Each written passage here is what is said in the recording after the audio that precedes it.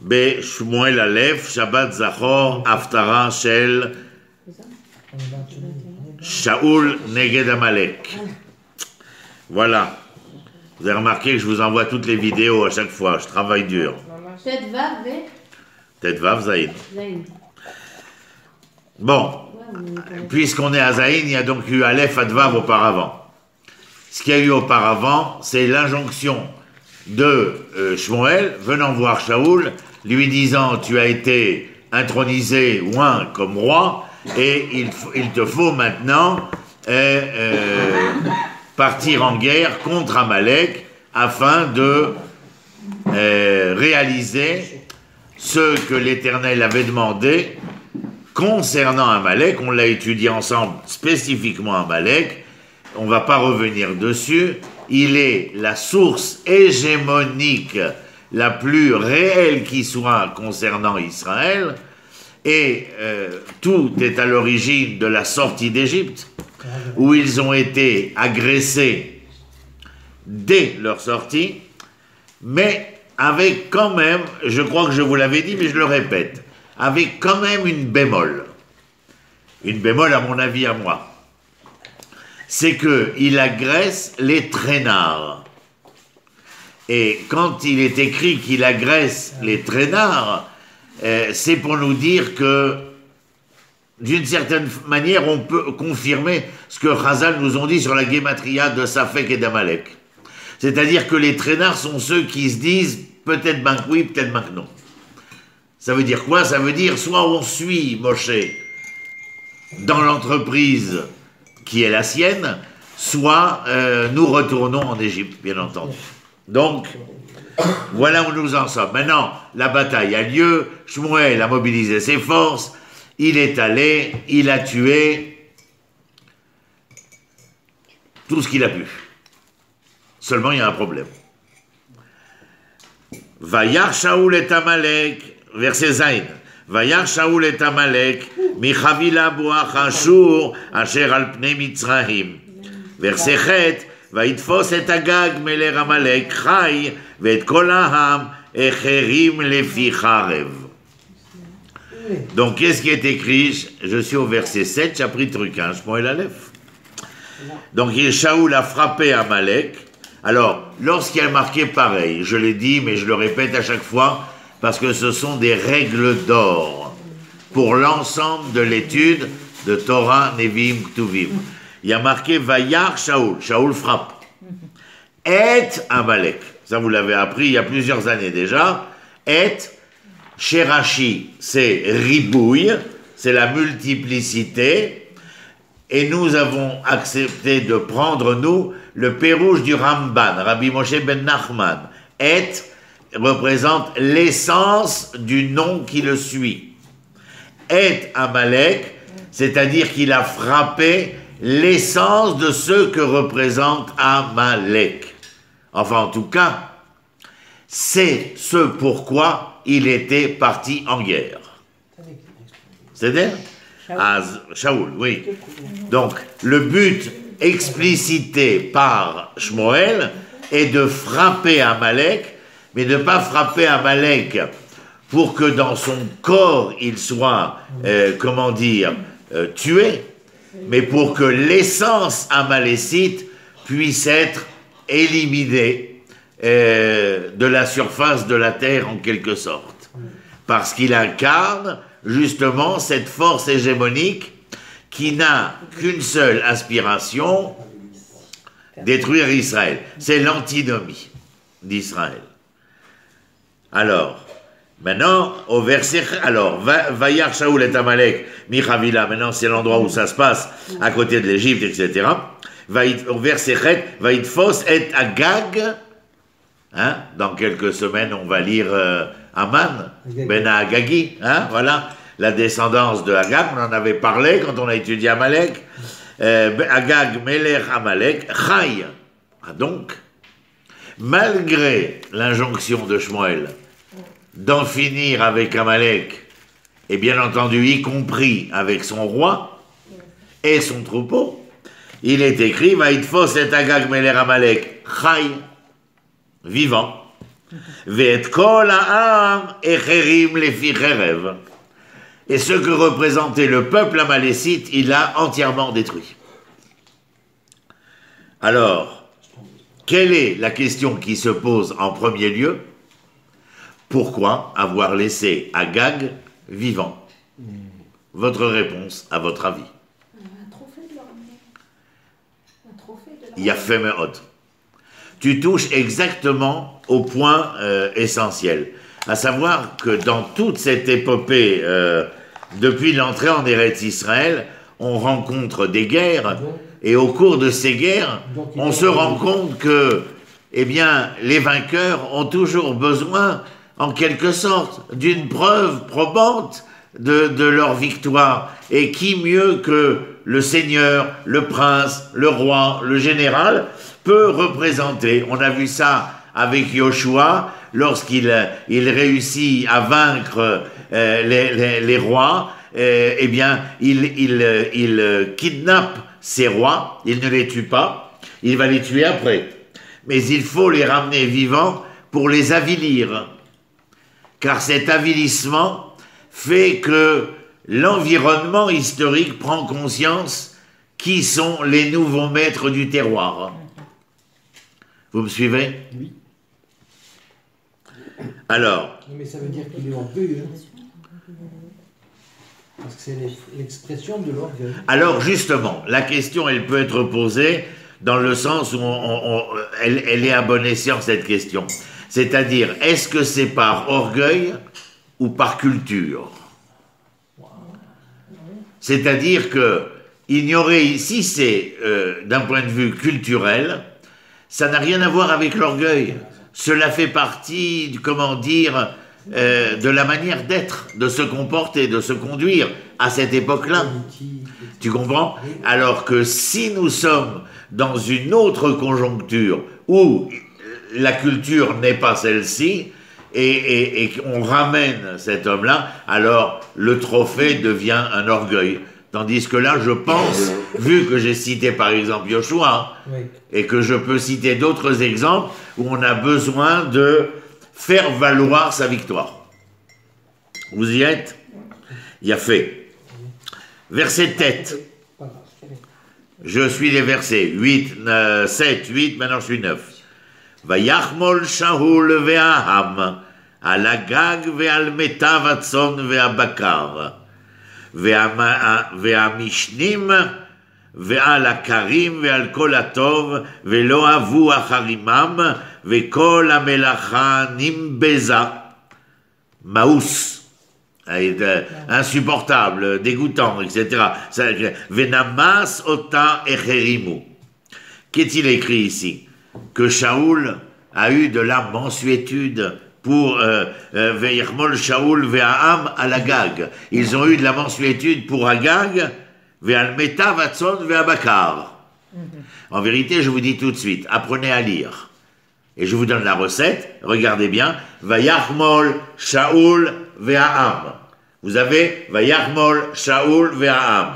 En dessous, vous descendez, vous marquez Ve'yachmol Aham Al-Metav Hatzon Ve'abakar. C'est-à-dire que vous avez Vayachmol, soit Shaoul, soit le peuple. Al-Agag, c'est Shaoul vis-à-vis d'Agag. Nahon, Vayachmol Shaoul, Al-Agag, et Aham, que j'ai en troisième dans la première phrase. Aham, je le mets en rapport avec quoi? Son Ve'abakar. Shaoul, Agag, Son Ve'abakar avec Aham. Vayachmol, c'est pour les deux. Vous avez vu la lecture? Il faut apprendre à créer ces parallèles-là pour bien entendre ce qui se dit dans le Tanakh. Vous savez? Mais non, ça ne s'invente pas. C'est de maître à élève, c'est comme ça que ça passe. Comme tout le reste d'ailleurs. Donc, Vayachmol Shaoul ve'aham al Agag ve'al metav hatzon ve'abakar, tout le reste vient nous enseigner qu'ils se sont intéressés à l'ensemble des produits que possédait Amalek, et avec lesquels ve'al kol hatov ve'lo avu echerimam. Mazé ve'lo avu acharimam. Ils n'étaient pas tellement intéressés à les détruire. Donc vous sentez à partir de ve'lo avu acharimam que quoi? que précédemment, ce qui a été dit, si nous avons pour effet qu'ils n'ont pas hésité à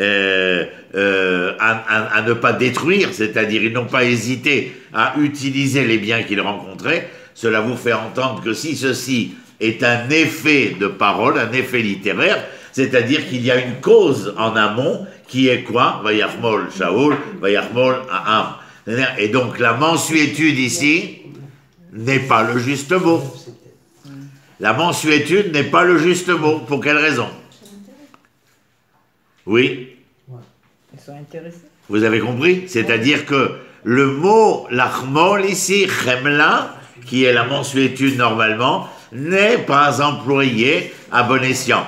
Ou s'il est employé à bon escient, c'est-à-dire que l'écrivain veut nous dire quelque chose. C'est-à-dire que quelquefois, il est possible que nous fassions mine de pour que. Est-ce que c'est clair? Je vais doucement pour que vous puissiez... Mais vous voyez le nombre de règles que nous voyons ensemble depuis le temps où on travaille ensemble. C'est inimaginable. Mais ça nous permet, la semaine prochaine, vous verrez, quand on va lire la Megillat Esther, il faudra qu'on mette des chaises avec des ceintures de sécurité et tout, pour être sûr que personne ne tombe, quoi, je veux dire. Parce que le texte, je vais prendre une autre paire de lunettes, et on va rentrer à travers cette paire de lunettes dans ce qui est écrit. Et c'est là qu'on se sent un peu déstabilisé. Mais la même chose pour ce que nous faisons ici. Alors, en clair, ils ont, voulu acquérir de ces biens-là.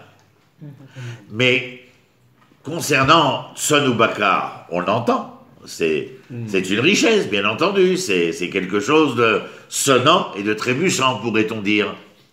Mais concernant Agag, va Yachmol Shaul à l'Agag, quel intérêt y a-t-il là à... alors, certains diront, il a voulu se démarquer de son maître Shmuel. Shmuel est un homme qui va droit au but. Il est dans la certitude de ce qu'il accomplit, et Shaoul pourrait, je dis bien pourrait, c'est une supposition, c'est-à-dire qu'à travers le texte, nous émettons des propositions différentielles. Est-ce que Shaoul est un humaniste? Quelle est la réponse que vous me donneriez, si quelqu'un a la réponse? Quelle réponse pourrait-on donner au fait que Shaoul est ou non un humaniste?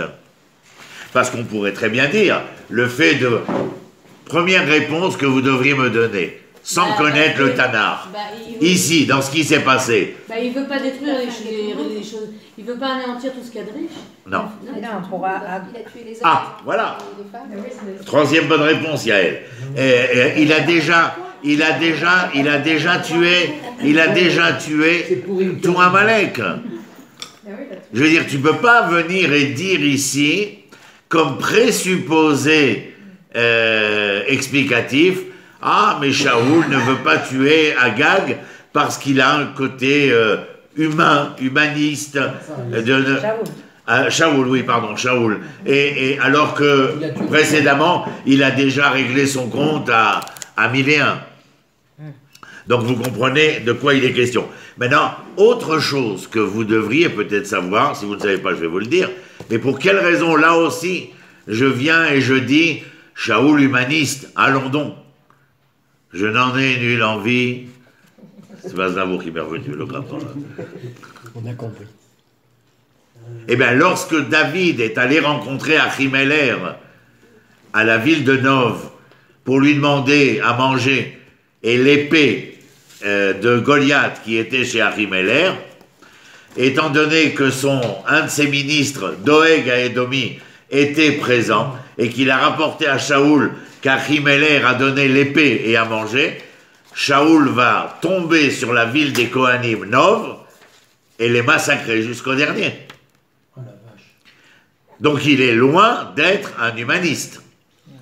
Est-ce que c'est clair? Encore une fois, vous avez un propos ici, ce propos, vous le lisez comme vous avez appris, c'est-à-dire que vous êtes interpellé. Vu l'interpellation, vous dites, il a un côté quand même humain, Shaoul. Mais automatiquement, comme vous êtes aussi un esprit mathématique, vous devez prouver.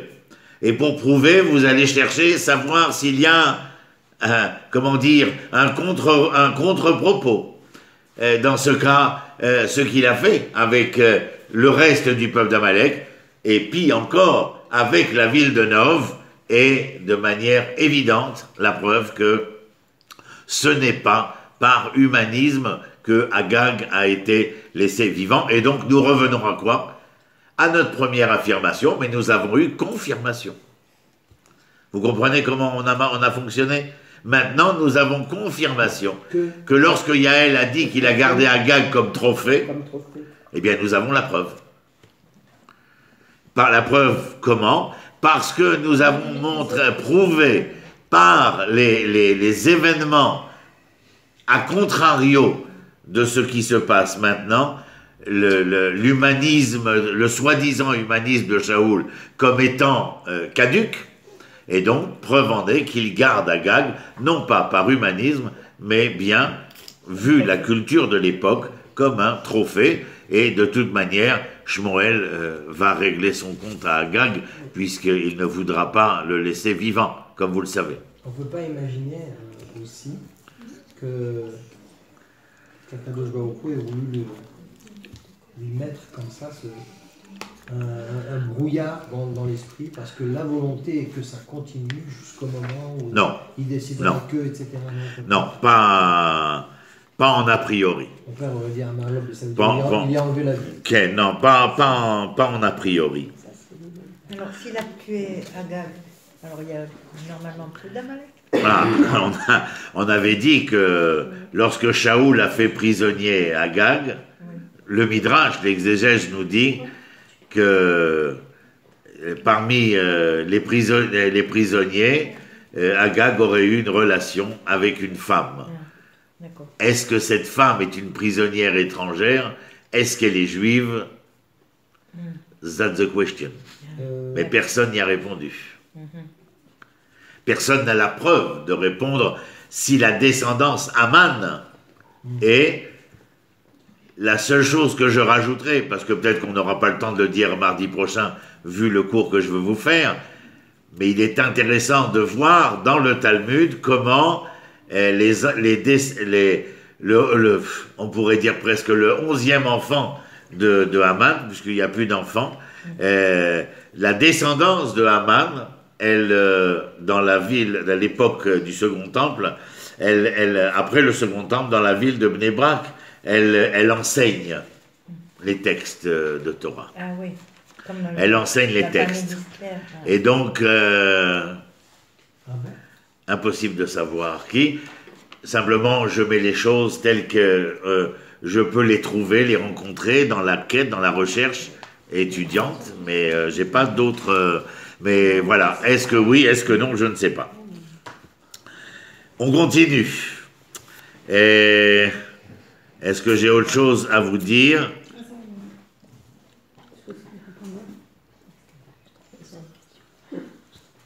Alors, nous sommes arrivés au Passouk Tête. Il faut que j'aille au Passouk Yud, donc, d'après ce qu'on me dit ici. Yud. Vas-y, lis. Non. Gérard, tu veux lire? Alors, Vaï Devar Adonai El Shmuel les morts. Oui, le verset Yud. C'était Yud, ça. Oui, alors Yud Aleph, si. Alors Dieu va parler à Shmuel, et que lui dit-il au verset 11? Nichamti ki imlachti et Shaul le melech ki shav meacharai ve'et devarai lo hakim ve'ichar lishmuel ve'izak el Adonai kol halayla. Il a fait. C'est-à-dire, qu'est-ce que nous avons ici? L'Éternel. Nous sommes sur une autre caméra. Celle-ci nous présente le fait que l'Éternel s'adresse à Shmuel. Et que lui dit-il? Nichamti. On aurait presque l'impression que Shaoul aurait consolé le choix de l'Éternel de faire de Shaoul le souverain. Or, c'est tout le contraire. Donc, vous venez de voir que dans Vayachmol, nous avons expliqué que ce n'est pas de la mansuétude, pour les raisons que nous avons expliquées, mais dans le Nichamti, ici, il n'est pas question de consolation, bien entendu, mais de désolation, ici. Comment l'Éternel, dans ce sens-là de la phrase, il est désolé. Désolé que quoi? Il annonce à Shmuel que Shaoul n'a pas suivi les ordonnances, qu'il est venu et qu'il a contrarié le projet divin. Aussi quoi? C'était quoi la fin du 11? Mais Isaac. Ah, là, et Shmuel, lorsqu'il entend cela, ne réagit pas simplement avec une contrariété. Il est Mazé va Isaac, il a véritable. Va Isaac, c'est comme un cri, je veux dire, une douleur, tu comprends? Ouais. Ici, la Zak, va Isaakou, Bnei Israël, Naran, Betzar Lahem. Quand ils étaient dans la douleur, qu'est-ce qu'ils ont fait? Ils ont crié, va Isaakou, Bnei Israël. Il y a une douleur, et la douleur, elle est compréhensible ici.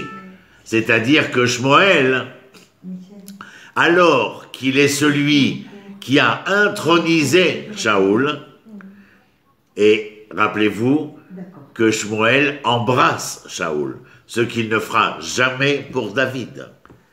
Il a une affection pour Shaoul tout à fait particulière.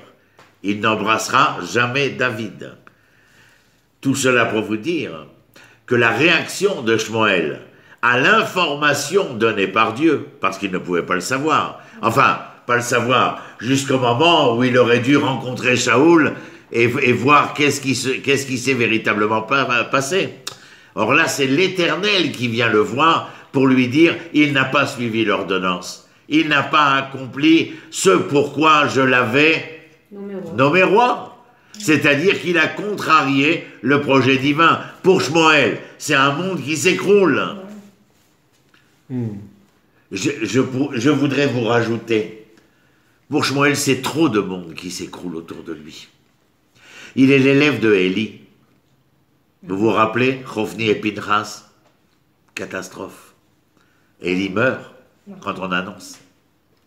Les enfants de Shmuel, quand ils sont venus lui demander « Si malenu meler kechol hagoyim » c'est après lui avoir dit « Shmuel, tu as vieilli et tes enfants, c'est pas exactement ce qu'on aurait attendu. » Zakanta u banecha lo alchu bedarkecha. Shaoul, tout est entre les mains de Shaoul. Le peuple a voulu. Dieu m'a dit, écoute le peuple, moi je ne voulais pas. Mes enfants ne vont pas dans le chemin qui est le mien. Les enfants de mon maître, m'accorepo. Je veux dire, la nouvelle, elle plus qu'elle l'abasourdit, elle le contrit. Quelque part, c'est une flèche qui le blesse, qui le brise quelque part. Et maintenant, il va falloir aller à la rencontre de... Tu continues, Gérard? Et c'est pas la première fois. C'est pas la première fois qu'il est déçu par rapport à Shaoul. Parce que quand il a fallu donner le Corban Olé avant d'aller conquérir... Alors, là aussi, il l'a carrément destitué. Il a dit que tu seras plus roi. Non. Oui. Il lui a enlevé la royauté. Il a dit qu'il serait plus roi, mais il lui a donné une autre chance. Pourquoi? Parce que l'Éternel est venu voir Shmuel pour demander à Shaoul d'accomplir cela, la bataille contre Amalek. C'est-à-dire que l'Éternel laisse une chance à Shaoul. Or, cette chance, l'Éternel revient vers Shmuel pour lui dire que quoi? Il ne l'a pas utilisé. Que ce projet prend l'eau, plus que l'eau. C'est un projet qui se noie, et foncièrement, pour Shmuel, c'est C'est terrible. Il y a quelque chose qui m'était venu à l'esprit quand tu m'as dit cela. Bon, ça me reviendra plus tard, alors c'est l'honorat. Alors, verset Yud-Bet, Ok. Vayaged, Vayashkem Shmuel, c'est ça. Voilà, on est là. vas-y, le 12 chez toi. Oui. Vayishkem Shmuel likrat Shaul, Baboker, Vayugad Lishmuel, les morts, Ba Shaul, à Carmela, Veine Matziv, Lo Yad, Veisov, Vayavor, Vayered, Agilgal. Yofi, qu'est-ce qui se passe ici? C'est que Shmuel se met en route. Shmuel se met en route, ça veut dire qu'il y a là une immédiateté de la réaction de Shmuel, parce qu'il faut battre le fer tant qu'il est chaud. Ce n'est plus seulement, dirait-on, remettre la parole de Shmuel en question, puisque Shmuel n'avait pas prononcé sa propre parole, mais il avait rapporté l'exigence de Dieu concernant la bataille contre Amalek. D'accord? Il y a ici